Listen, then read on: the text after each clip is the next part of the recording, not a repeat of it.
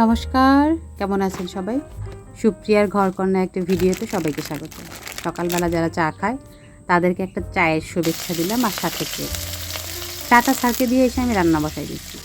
সকালে দুপুরের রান্নাটা আমি ম্যাক্সিমাম দিন করে রাখি। এই সকালবেলা রান্নাটা হলে না দুপুরের একটা ঝামেলা শেষ হয়ে যায়।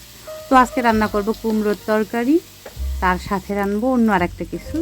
কালকে রাত্রিবেলায় এগুলো ধুয়ে রাখছিলাম, মোটে খালি হয় না, হয়েছিল বিধায় আমি কালকে রাত্রে ধুয়ে রাখছি, কিন্তু এটা মশলাগুলো আর ভরা হয় না। তো সকালবেলা এই কাজটা করতেই হবে, নতুবা রান্না করতে যেয়ে যদি দেখা যায় মশলা নাই তখন খুব খারাপ লাগে। খুব একটা স্পেশাল জিনিস রান্না করব, সেটা হচ্ছে কচু দিয়ে নারকেল দিয়ে। এই ছোটো ছোটো করে কচু কাইটে নিছি, ভাজা ভাজা হবে। এরপরে হচ্ছে নারকেলের রস দিয়ে এটাকে করা হয়। এটা আমার মায়ের হাতের খুবই স্পেশাল একটা রান্না। অত ডিটেলসে শেয়ার করতেছি না, বাট আজকে রান্না করতেছি তাই বললাম। ফ্রোজেন করা নারকেল দিয়েই করতেছি, ফ্রেশ নারকেল দিয়ে মা যখন করতো এই এক আইটেম দিয়েই না আমাদের পেট ভরে যেত। রান্না করা খুব সহজ। তেলের মধ্যে কালি জিরে ফোড়ন দাও, কচুগুলোকে একটু ভাজা ভাজা করো, এরপর নারকেলের যে দুধটা থাকে সেটা দাও, নামানোর আগে একটু মিষ্টি দিয়ে নামিয়ে নাও। যদি কেউ একটু ঝাল ঝাল পছন্দ করে তার সাথে দাও একটুখানি কাঁচামরিচ, সরিষা বাটা দিলেও খুব স্বাদ লাগে। আজকে না রাধা অষ্টমী, কৃষ্ণ অষ্টমীর 15 দিন পর রাধা অষ্টমী হয়। এটা শাস্ত্রীয় অনেক মত আছে। তো সব থেকে আমি তো এত কিছু বুঝি না। আমার শাশুড়ি উনি একটু ধর্মপ্রাণী লোক, ওনার যেগুলো ভালো লাগে আমি সেগুলোকে একটু করতে চেষ্টা করি। এখন তো শরীর অনেক অসুস্থ, পারে না সেভাবে পুজো দিতে, উপোস করতে। আমি যতটা পারি ওনাকে সান্ত্বনা দেওয়ার জন্য করি।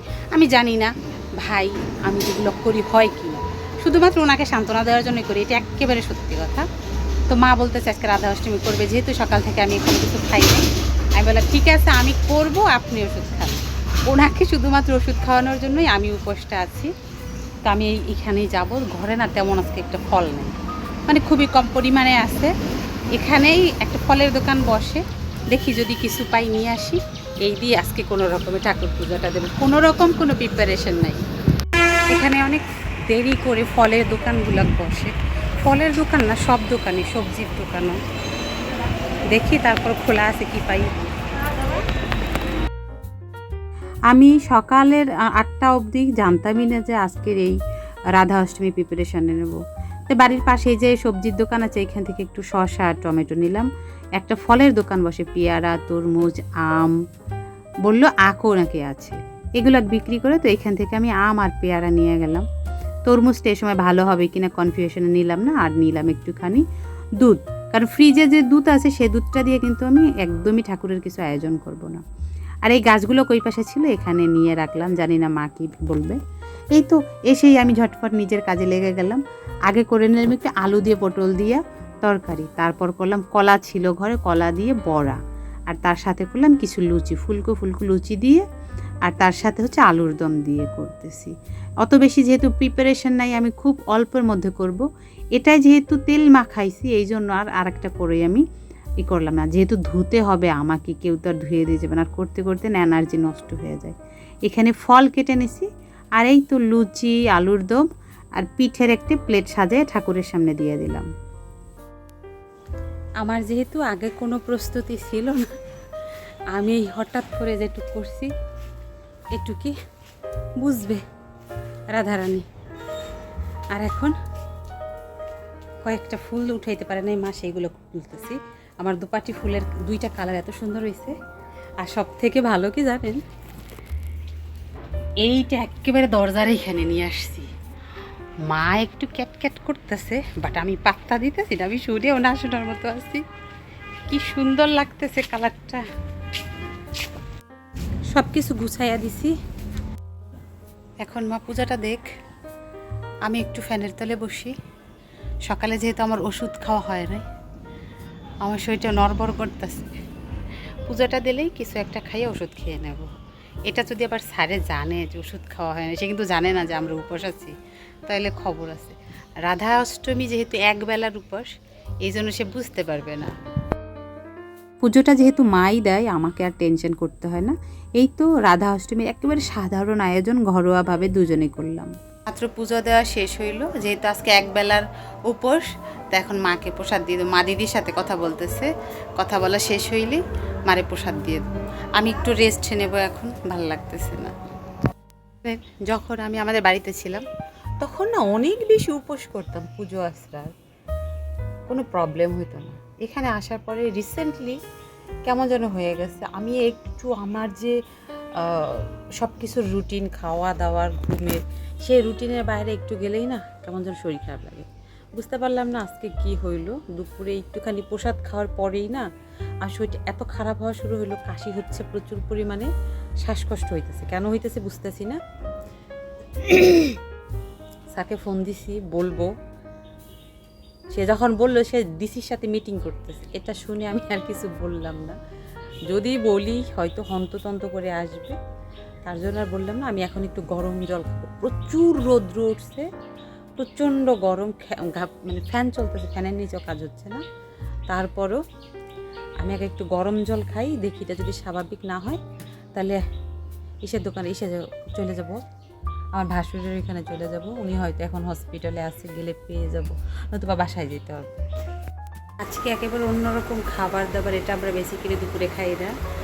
আজকে হচ্ছে লাল শাক ভর্তা আর উচ্ছে ভাজি, আলুর ভর্তা, আর তার সাথে টক দই নিচ্ছি, ঘরে পাতা টক দই। কাকা দুধ দেওয়া শুরু করছে, আমার দুধ খেতে ভালো লাগে না, টক দইটা আমি একটু পছন্দ করি, তাই আজকে দুপুরের খাবার একেবারে সামান্য।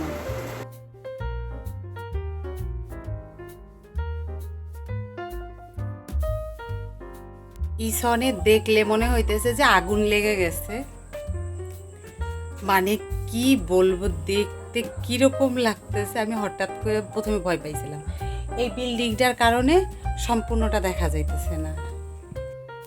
আমি এই ভিডিওটা শুরু করছি আরও 3 দিন আগে, মানে রাধা অষ্টমীর দিনে শুরু করছি। তারপর একদিন চলে গেছে, আজকে আর একদিন।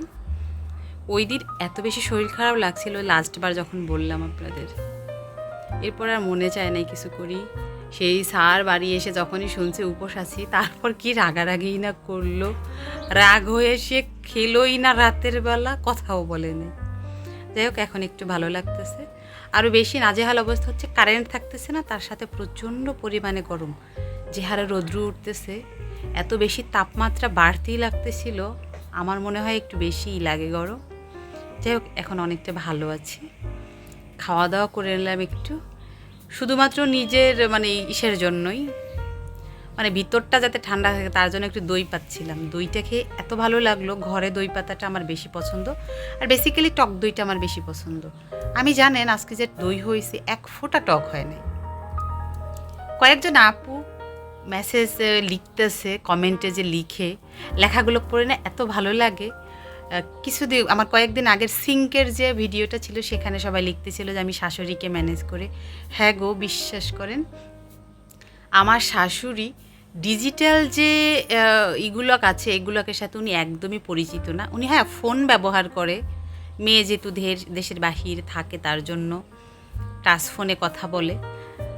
বাট উনি যে ঘরের মধ্যে আসবাবপত্র, সুকেস, আলমারি, এগুলো উনি পছন্দ করে না। উনি পছন্দ করে হচ্ছে ঘর একেবারে খোলামেলা থাকবে, লোকজন অনেক আসলে ছড়িয়ে ছিটিয়ে বসতে পারবে। কিন্তু এই তো একটু একটু করে আমি পরিবর্তন করতেছি, একসাথে আমি ইচ্ছে করলেও পারবো না। অনেকটা গুছায় নিয়ে আসছি, দেখি বাকিটা কী করতে পারি। আপনারা দোয়া করবেন আমার শাশুড়ি যেন সুস্থ থাকে। সুস্থ থাকলে একটা মানুষকে নিয়ে যুদ্ধ করা যায়।